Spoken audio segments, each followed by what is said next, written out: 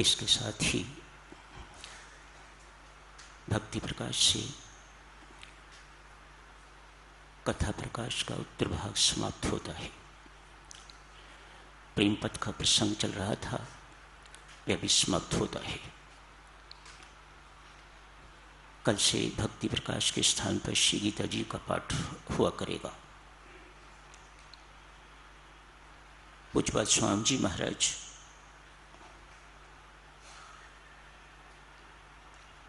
जब आर्य समाज छोड़ चुके, भक्ति प्रकाश की रचना हो गई, अमृतवाणी भी रची गई, तो अपने आर्य समाजी मित्रों से भी प्रार्थना किया करते, और कुछ करो ना करो, एक तो अमृतवाणी का पाठ रोज कर लिया करना। कथा प्रकाश के 2 अंतिम अध्याय मानव जीवन की महत्ता एवं प्रेम पथ भी जरूर पढ़ लिया करना। परमेश्वर की महती कृपा है साधक जनों, पूज्यपाद स्वामी जी महाराज की कमाई है। अमृतवाणी इस वक्त अपने आप में सिद्ध मंत्र है। जैसे राम शब्द, ऐसे ही अमृतवाणी पूरी एक सिद्ध मंत्र बन चुकी हुई है। विश्व भर में इतनी पढ़ी जाती है कि लोगों को इसके पाठ से, इसके पुण्य पाठ से प्रत्यक्ष लाभ होते हैं, भौतिक भी एवं अभौतिक भी, लौकिक भी एवं अलौकिक भी लाभ होते हैं अमृतवाणी पाठ से। मंत्र के पाठ की साधक जनों विधि इतनी ही है कि मंत्र का उच्चारण शुद्ध हो और मंत्र कहीं खंडित ना हो, A to Z उसे पूरा पढ़ा जाए। ऐसा नहीं कि अशरण शरण शांति के धाम तो चुप रहे और मुझे भरोसा राम ये बोलते रहे, या एक पंक्ति बोली उसके बाद चुप, उसके बाद फिर अगली पंक्ति बोली। हाँ, यदि ये ऐसा होता है कि भीतर आपके चल रहा है तो दूसरी बात है, यदि नहीं तो अमृतवाणी का पाठ A to Z होना चाहिए। ये मंत्र का विधान है, कुछ इसमें संशय नहीं होना चाहिए और कुछ इसमें कुताही भी साधक जनों नहीं होनी चाहिए, तो मंत्र आपको पूर्ण लाभ देगा। जितना आपको अपेक्षित है उससे भी अधिक। हमें बोध ही नहीं है कि अमृतवाणी पाठ से क्या पुण्य मिलता है, क्या मिलता है, हमें पता नहीं। ये स्वामी जी महाराज जाने या परमेश्वर जाने। हमारा काम मात्र विधिपूर्वक प्रेमपूर्वक इस लघु ग्रंथ का पाठ करना है, वो हमें करना चाहिए। अखंड हो, कहीं खंडन ना हो, चाहे भीतर करिए, व्यक्तिगत रूप से करिए, सामूहिक रूप से करिए, कैसे भी कर रहे हैं आप, इसका कहीं भी खंडन नहीं होना चाहिए, तो मंत्र का आपको पूर्ण लाभ होगा। कल देवियों सज्जनों चर्चा की जा रही थी सास और बहू के संबंध की। प्रीति की कथा और उसकी सास की कथा, किस प्रकार से प्रेम ने उन दोनों के जीवन का रूपांतरण कर दिया। Life was transformed. ये प्रेम का प्राबल्य है, ये प्रेम की मेहरबानी है, ये प्रेम की महिमा है। सास बहू के संबंध को इस प्रेम ने मां पुत्री का संबंध बना दिया। ये समस्या साधक जनों ऐसा लगता है अब आउटडेटेड हो गई है। ये समस्या सास बहू की अब इतनी रही नहीं जितनी कुछ वर्ष पहले थी। नौकरी करता है तो बहू साथ चली जाती है तो समस्या अपने आप खत्म हो गई। खत्म नहीं हुई तो कम हो गई। मिलेंगे फिर देखा जाएगा। समझदार माता पिता, समझदार पुत्र माता पिता से या माता पिता पुत्र से ऐसा भी कह देते हैं, बेटा लगता है बहू को हमारा कुछ भी अच्छा नहीं लगता, साथ रहना संभव नहीं, इसलिए आप ऊपर वाली मंजिल में चले जाओ और हम नीचे रह लेते हैं। तुम्हारी इच्छा हो दाल सब्जी की कटोरी भेज देना, नहीं तो हम अपना निर्वाह कर लिया करेंगे। तैयारी ही होती है पुत्र और बहू की, वे झट से ऊपर शिफ्ट कर जाते हैं और समस्या बहुत हद तक डाइल्यूट हो जाती है, खत्म हो जाती है। कुछ भय भी इस प्रकार का है आजकल, यदि बहू पुलिस में जाके शिकायत कर देती है कि मुझे सास तंग करती है, ससुर तंग करते हैं, तो शायद जेल की यात्रा करनी पड़े। सो ये संबंध तो अब लगभग जो है इतनी प्रॉब्लम नहीं। आज की प्रॉब्लम साधक जनों, जो बर्निंग प्रॉब्लम है वह है पति और पत्नी के संबंध की प्रॉब्लम। आज थोड़ी चर्चा साधक जनों इस विषय पर करते हैं। विवाह होता है, अरेंज्ड मैरिज है या लव मैरिज, विवाह हो गया। विवाह होने के बाद बहुत जल्दी जल्दी में बच्चा भी हो जाता है। मानो पति पत्नी में मनमुटाव होते हुए भी ये सब कुछ होता है, लेकिन समस्या तो बनी रहती है because of differences in opinion. जो इस वक्त समस्या देखने में आती है देवियों सज्जनों, जो सुनने को मिलती है वह ये है, कोई पत्नी आज की नहीं चाहती कि पति अपनी मां की गोद में बैठा रहे। शब्दों पर ध्यान देना, ये किसी पर कटाक्ष नहीं है। जो मुझे पत्र आते हैं, जो मेरी से बातचीत होती है, उन्हीं के आधार पर आप जी की सेवा में तथ्य प्रस्तुत किए जा रहे हैं। पति भी नहीं चाहता कि मेरी पत्नी का संबंध मायके वालों से रहे। बड़ी गंभीर समस्या है ये। पति से पूछो कि आप ऐसा क्यों चाह रहे हो कि वह अपने मां बाप के साथ संबंध न रखे, फोन न करे, यहां की हर खबर जो है वहां न पहुंचाए, ऐसा क्यों आप कह रहे हो? पति झट से कहता है जी कि मां का इन्फ्लुएंस इसके ऊपर अच्छा नहीं। सत्य भी होगा, मैं तो सुनने वाला ही हूं, मुझे क्या पता है सत्य क्या है। इसी प्रकार से पत्नी भी चाहती है कि ये मां के इशारों पर नाचने वाला ना हो, मेरे इशारों पर नाचने वाला हो। पढ़े लिखों में मेरे प्रभु ये समस्या ज्यादा।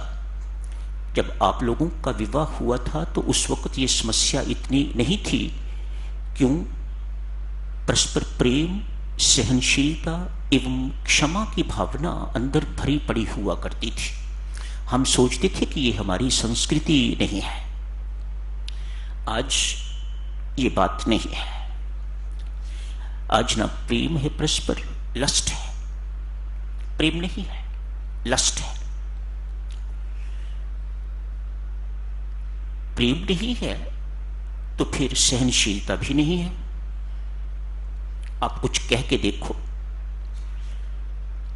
सहनशीलता नहीं है तो फिर क्षमा की भावना भी परस्पर नहीं है। आप सबने, जो बुजुर्ग बैठे हैं, उन्होंने ऐसे दिन देखे हुए हैं। दिन भर बहू सास की जली कटी सुनती, दिन भर काम करती और रात को सोने से पहले अपनी सास के पांव दबा के सोती। ऐसे घरों में डाइवोर्स शब्द कभी सुनने को नहीं मिलता था, अब इट इज सो कॉमन। पति पत्नी वहां तो ये हुआ कि अलग हो गए, यहां क्या किया जाए? डाइवोर्स के अतिरिक्त कोई चारा नहीं है। बच्चे रुलते हैं जो पैदा हुए हैं, कचहरी में उन्हें घसीटा जाता है। जज पर निर्भर करता है वह बच्चे मां को देता है या पिता को देता है। बहरहाल दोनों में से एक के प्यार से तो बच्चे हर हालत में वंचित रहेंगे ही। जो उन पर कुसंस्कार पड़े वे अलग। माता पिता के यंग कपल्स मेहरबानी करके ध्यान दो, आपस की लड़ाई झगड़े ने जो उन बच्चों पर कुसंस्कार डाल दिए वह इतनी जल्दी मिटने वाले नहीं। वह एक ना एक दिन अपना दुष्प्रभाव दिखा के रहेंगे। एक सच्ची घटना है साधकजनों, समय थोड़ा है सो बड़े संक्षिप्त रूप से आप जी की सेवा में अर्ज किए देता हूं। एक तहसीलदार हैं, ये 1956 के आसपास की घटना है। एक तहसीलदार अपनी आप बीती सुना रहे हैं। बच्चा कोई नहीं। सुबह तहसीलदार ऑफिस जाते हैं तो पत्नी उन्हें खाना तैयार करके नहीं दे पाती। मुख्य समस्या ये, रोज तहसीलदार साहब लेट कचहरी में पहुंचते हैं। प्यार से समझाया, धमकाया, कठोरता भी उपयोग की, मार पिटाई भी की, लेकिन समस्या टस से मस नहीं हुई। ये नियम कई वर्षों से चल रहा है। तहसीलदार साहब अनेक बार सोच चुके हैं या तो मैं इसको मार दूं या मैं स्वयं मर जाऊं। घर इस प्रकार से दुखालय नरक बना हुआ है। परमेश्वर की कृपा, आज तहसीलदार साहब को एक संत महात्मा के दर्शन हुए हैं। अपनी रो के समस्या बताई। कहा, तहसीलदार साहिब, मैं आज का दिन ही हूं यहां पर, मेहरबानी करके यदि मेरे कहे का पालन करोगे तो मैं यकीन दिलाता हूं परमेश्वर की कृपा आप पर होगी।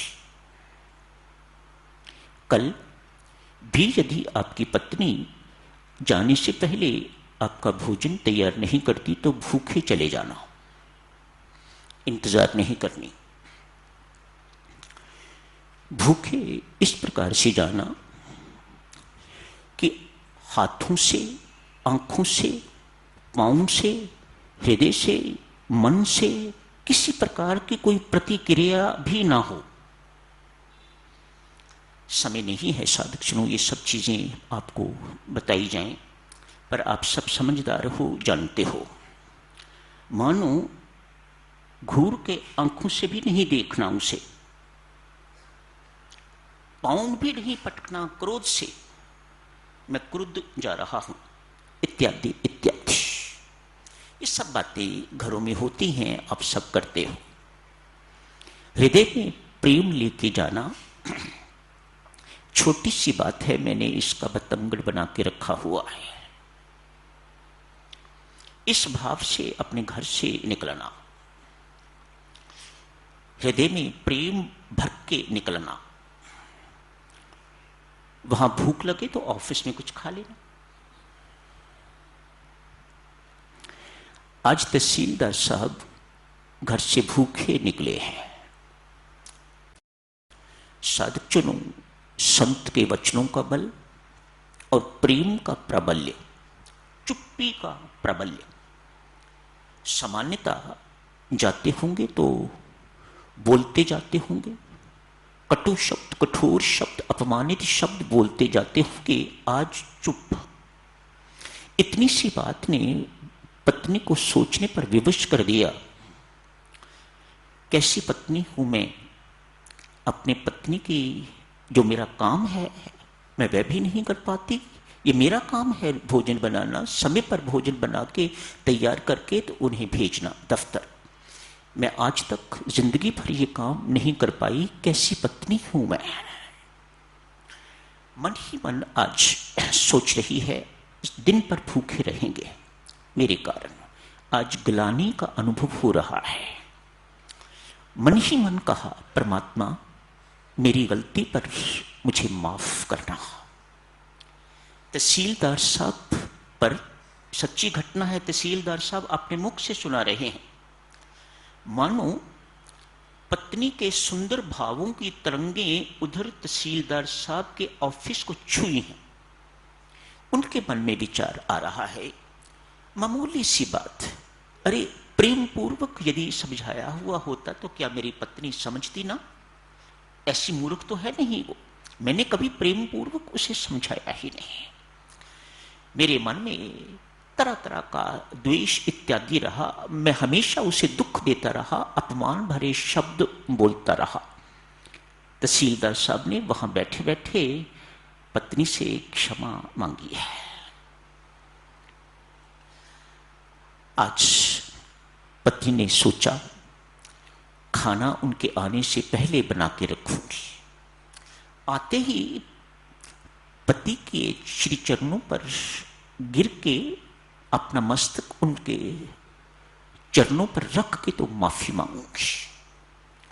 उधर पति के मन में विचार आ रहा है, आज जाते ही अपनी पत्नी के साथ प्यार करूंगा, आलिंगन करूंगा, उससे माफी मांगूंगा।